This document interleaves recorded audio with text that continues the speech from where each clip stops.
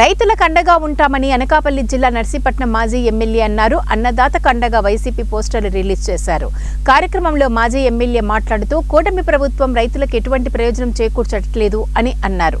2014 ఎన్నికల్లో ఈ చంద్రబాబు నాయుడు అప్పుడు మేనిఫెస్టోలో రైతు రుణమాఫీ చేర్చడం జరిగిందని, గవర్నమెంట్ వచ్చిన తర్వాత ఆ మేనిఫెస్టో గాలికి వదిలేశారని మాజీ ఎమ్మెల్యే అన్నారు.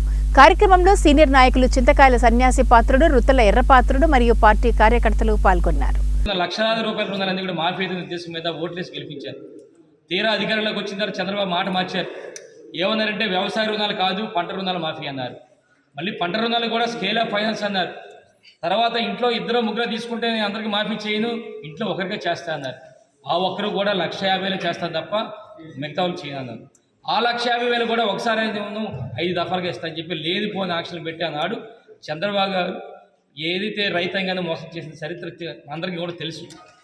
తర్వాత 2019 ఎన్నికల ముందు మరి గౌరవ రాష్ట్ర పార్టీ అధ్యక్షుడు జగన్మోహన్ గారు కూడా చెప్పడం జరిగింది.